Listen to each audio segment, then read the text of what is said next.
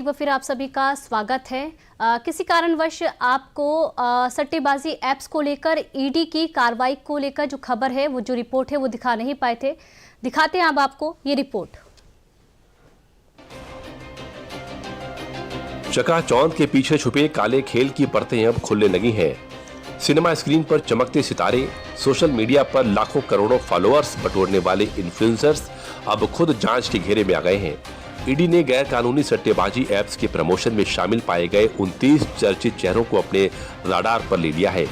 Glamour की दुनिया में ईडी की इस लिस्ट में सिर्फ फिल्मी सितारे ही नहीं बल्कि यूट्यूब और इंस्टाग्राम की दुनिया के भी कई दिग्गजों का नाम सामने आया है। गैर कानूनी सट्टेबाजी ऐप्स के प्रमोशन में शामिल सभी सितारों पर ईडी की कार्रवाई के बाद अब सवाल ये उठ रहा है, क्या ये महज प्रमोशनल डील थी या सट्टेबाजी सिंडिकेट का हिस्सा बनने की सोची समझी चाल? ये आपको बताएंगे, लेकिन पहले ग्लैमर के इस गैम्बल में शामिल इन सभी बड़े चेहरों पर नजर डालते हैं। ईडी की इस लिस्ट में टॉलीवुड के सुपरस्टार विजय देवरकोंडा, राणा दुग्गुबाती, दमदार एक्टर प्रकाश राज, ग्लैमरस मंचू लक्ष्मी, निधि अग्रवाल, प्रणीता सुभाष और अनन्या नागल्ला जैसे बड़े नाम शामिल हैं।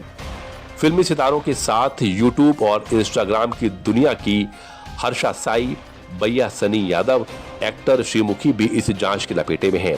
इनके साथ लोकल बॉय कहे जाने वाले नानी का नाम भी इस विवाद की आग में शामिल है। ईडी को शक है कि इन सितारों ने मोटी रकम लेकर अवैध सट्टेबाजी ऐप्स का प्रमोशन किया और करोड़ों लोगों को इस जाल में फंसाया। जिन चेहरों को आप बड़े पर्दे पर देखते हैं, जिन्हें सोशल मीडिया पर लाखों करोड़ों लोग फॉलो करते हैं, जिनकी एक पोस्ट से ब्रांड की किस्मत पलट जाती है, अब उन्हीं चेहरों पर ईडी की बड़ी कार्रवाई हो रही है, जिसमें 29 बड़े सितारों के नाम शामिल हैं। ईडी ने ये एक्शन एक शिकायतकर्ता की एफआईआर पर लिया है।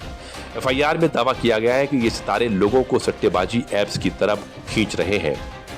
मामले की शुरुआत मियापुर के एक बिजनेसमैन फणींद्र शर्मा की शिकायत से हुई।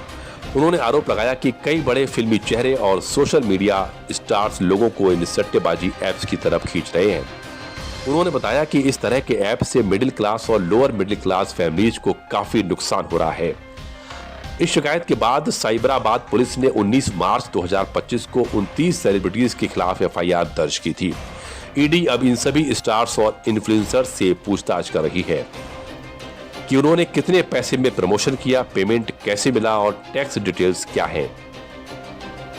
ऑनलाइन गेमिंग या क्विज की आड़ में लोगों को जुआ और सट्टेबाजी में उलझाकर कारोबार करने के खिलाफ ईडी की कार्रवाई बेहद अहम मानी जा रही है। इस सट्टेबाजी सिंडिकेट का मुख्य केंद्र दुबई और सिंगापुर में माना जा रहा है, जो भारत में एजेंट्स के जरिए ऐप्स प्रमोट करवाते हैं। लोगों को झांसे में डालने के लिए फर्जी जीत के स्क्रीनशॉट्स, सेलिब्रिटी फेम के साथ बैनर और रेफरल कोड्स का इस्तेमाल किया जाता है और लोगों को लुभाने के लिए फिल्मी सितारों और सोशल मीडिया इन्फ्लुएंसर्स को मोटी रकम ऑफर की जाती है। अब आखिर ईडी के अब तक के इस जांच में क्या सामने आया है, वो भी जान लेते हैं। ईडी की तलाशी में यह भी पता चला है कि ऐप वेबसाइट में नाबालिगों को उपयोगकर्ता के रूप में पंजीकृत होने से रोकने की कोई व्यवस्था नहीं है। उचित जांच पड़ताल, केवाईसी का अभाव है। भ्रामक विज्ञापनों के जरिए नए उपयोगकर्ताओं को आकर्षित किया जा रहा है और चुनाव परिणामों से संबंधित जनमत व्यापार को बढ़ावा दिया जा रहा है। जांच में यह भी पता चला कि कंपनी को मॉरिशस, कैमन द्वीप और अन्य विदेशी संस्थाओं से प्रेफरेंस शेयर जारी करने के बदले 134.84 करोड़ रुपए मिले थे। तलाशी के दौरान आपत्तिजनक दस्तावेज और डिजिटल डेटा जब्त किया गया। इसके अलावा तलाशी के दौरान 284.5 करोड़ रुपए के एफडी और शेयरों में निवेश और 3 बैंक लॉकर भी जब्त कर लिए गए हैं। ईडी की इस कार्रवाई से यह तो साफ हो गया है कि स्टारडम जब जिम्मेदारी भूल जाए तो उसका चमकता चेहरा भी कानून की कठोर आंखों से नहीं बच पाता।